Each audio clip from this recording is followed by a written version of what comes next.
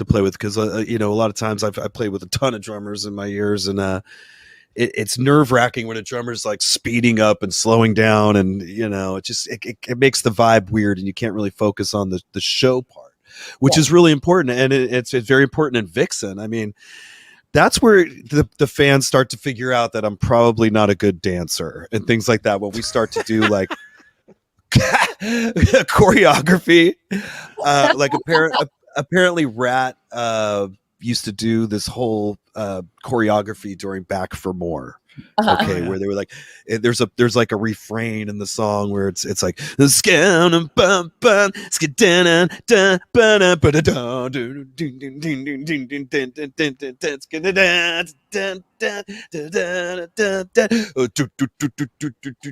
like move their guitars a certain way and they chop it back, and we were all like backstage at one point. Steven's like, yeah, we got to do this choreography that Rat does during this, and we were trying to get it, and oh god, we're all doing like 4 different things up there, and we did try to do it for like 2 shows, and it just was a disaster both times. There's always someone that wasn't doing the thing. It just looked goofy as fuck. So I think it might have been the gig we were playing with you guys. Steven, like, he'll turn his back to the crowd and like come up to me, and it was that part came, and he came up, he goes, don't you even fucking think about doing that dance move. I go, okay. And so like now I just kind of just stand there, and some people do it, I don't do it. But you girls, where I'm going with this is there's a couple choreography parts where you guys like go for it, like 80s style, and it looks badass and you got it together. Did it take a lot of practice to get that, or are you girls naturally good with dance stuff? You know, we make a lot of eye contact. We're always kind of communicating on stage, so we're always looking at each other and feeding off of each other. So when there's like an opportunity, some of it's choreographed, but then some things that look choreographed are just random too. It was the Scooch Pooch specifically. Oh, that one. Yeah, that one. So you know what? Actually, Richard Marx did that once, and that's where it came from. And and Roxy saw it, and she was like, "Oh my god!" When he was covering that song, and she was like, "That's the coolest thing. We have to incorporate that." We call it the bunny hop. Bunny, okay, I call it the Scooch Pooch, okay. but the bunny hop, I like that too. But it looked cool. It wasn't dumb. That took a little practice, because also we were doing like a little riff, and and then there's one other part where we come together in the beginning of How Much Love, and I don't know, I'm playing the riff, and for some reason we kind of go up and down.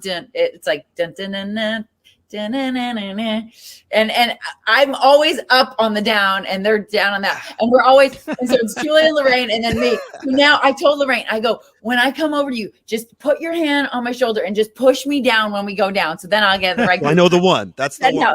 Yeah, and if she's not there to do that, I'm always on the upbeat. I'm on the upbeat. It's so funny.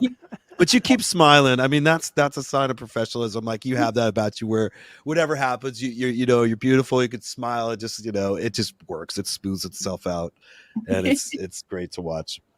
Oh yeah. Yeah, that's a big lesson. Smile. Yeah, right. Just keep smiling. Don't let them see that there's a problem. No, yeah, they don't know. But if you make that face, like, yeah. I used to be lame like that. I used to have little shit fits. I had to be the angry punk rock guy. And whatever. It's stupid. You just got to relax, and you don't want to need to have a heart attack up there at my age. Right. Well, let me ask you this one, Britt, real quick. You as well as I and everybody knows that there's always the argument of good guitarist, good for a woman guitarist, etc. That's always been out there. It's probably never going to go away. That being said, it seems like it might be diminishing a little bit, and I'll put a lot of that on Nita Strauss specifically, because she's having a lot of success doing things her own way, to where people are just saying she can fucking play. Nobody's really saying, well, for a chick, she can, it's not that. And she's one of the first that's really had that. How important is her rise, like across the board? Does it open the doors more, or is it not important at all and I'm looking too far into it, or what do you think? Yeah, no, she's been amazing. And I mean, it's great for a big artist like Alice Cooper to take on a female like that, just in the same way that Michael Jackson took on female guitar players. Mhm. So I think it's a huge statement, and I think it means a lot coming from those male stars, that they're, hey, like, we're accepting these women as badass members of our band. And yeah, Nita has done an amazing job doing that, and she really has just capitalized on everything. She's all out there. Like, it's totally amazing. So I think that's definitely helped. And I mean, it's inspired a lot of girls to pick up guitars and play. And I think also with social media now, you can just see a lot more people playing in their bedrooms, and even if it's just not on a stage, but you see a lot more girls. And during COVID, I know that the numbers from like Guitar Center and Sweetwater and all those sales, it was more women buying guitars, more girls than men. So that says a lot, that it doesn't matter totally. And why would it matter? Like, it doesn't require any like specific like strength or body build type that like a woman doesn't have that a man has. So why wouldn't a girl be able to play guitar? I mean, I can see that more in drums, like, oh, maybe she can't hit as hard, but no, look at Roxy, like we just talked about. So it has nothing to do with that. And I think if you go back, like way back in history, like muses and stuff were, like in the Roman god times and stuff, like it was like women that were playing the like lyre or whatever old Greek, instruments were and stuff. So like, women always did play music, or like guys were out and women were playing piano and learning things like that. You went way further back than I thought you were going to go. I thought you were going to go like Ann Wilson. You're like, no, like Greek mythology. Mythology.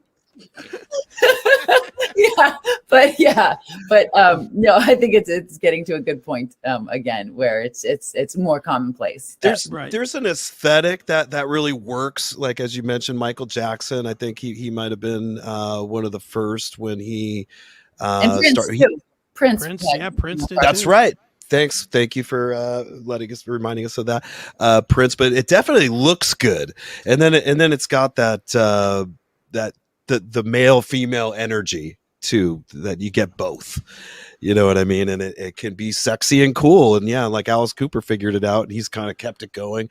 Orianthe is another, amazing young guitarist. Yeah. These girls are triple threats, man. They look good. They play good. They dance. They've got dance moves, but that is, in my opinion, what separates a lot of these bedroom YouTubers. You know what I mean? They could sit there and record themselves a million times. I notice 99% of the time they're just kind of lip syncing their guitar along with the track. Where Britt's got to go out there, do this for real, and look good doing it, and entertain you and make you feel like you got your money's worth. It's like, to me, that's a whole another level than these YouTube people. I don't let them, discourage me. I know. I'm not a fan of the whole YouTube sensation either, but like it kind of drives me nuts. And then everybody thinks they're just complete rock stars, and they're, but it's a different thing. Yeah.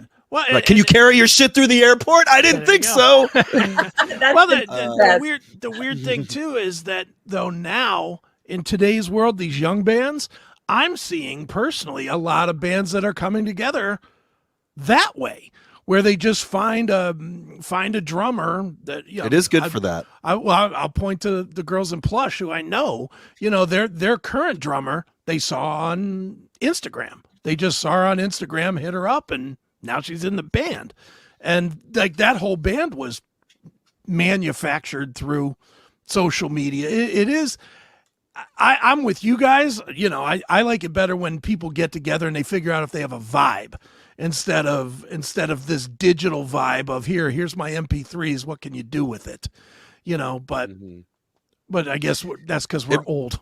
It could make you potentially more expendable too. They're like, yeah, it's easy to find somebody else who could play that cover song on guitar. We found him this way, and if you don't watch your ass, we'll turn that YouTube back on and replace you.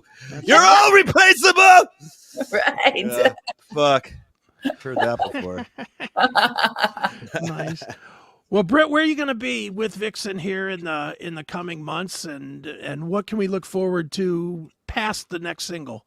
Okay, well, this Wednesday, you can see me and Erik live at the Utah State Fair in Salt Lake City. That's going to be a great show. I'm very excited for that. I love playing state fairs, by the way, because it's like you can go play a rock show and then eat a fried Twinkie. It's like, and the check's going to go through. Yeah. Right? Most Yeah, fried important. Twinkie. I stay away from the fried Twinkies, but yes. Yeah. Well, actually, one thing about the state fairs, I've never been, nobody's ever really like been like, Britt, you can't do this or you can't do that in the band. But I think it was last year on these state fairs, I like to go on all these janky carnival rides, and so when we did sound check, and I was like, everybody went back to the hotel to get changed, and I was like, I'm cool. I brought all my gig clothes. Everything's in the RV. I'm good to go. Like, I'm gonna stay at the fair and wander and have fun. Nice. So I go on one of those zippers, right, in the Oh, cave. the zipper. Oh yeah, and the zipper, I get stuck at the top of the zipper, and Your zipper got stuck. Zipper got stuck, and I'm sitting up there like hanging half upside down, and I'm like, oh my god, it seems like it's taking forever. And I hear like the MCs on the stage and talking, and I'm like, oh my god, I got to get to the stage. Like, the show's about to start, and I'm yelling down. I'm like, I have to get on the stage. You got to fix this. You got to make it go. You got to let me out of here. Oh my god, they got it going. You were able to get out of this thing finally. But I mean, like ready to roll intro music, and I'm running to the stage, and then Roxy was like, Brett, I think we got to make a rule: no carnival rides till after the show. Yeah, no doubt. Oh my god, that's insane. So, anyways, that's one thing that I have to keep in mind now when I do these fairs. Keep it under control. You're brave. But, I don't do anything out at these things. I'm so boring. I'm just like in my hotel room, go straight to the sound check, back to the hotel room, to the gig. I'm like, I worry about those things. I overthink. That's what I think exactly would happen to me if I would go on a ride. Like, I always think the worst. Yeah. So you are brave. We're excited to go out. I hope this 80s rock invasion picks up steam, because what a great lineup, and all the bands have super solid band members right now. These people really can relive the 80s and get a rock show that's on par with what they got in 1987.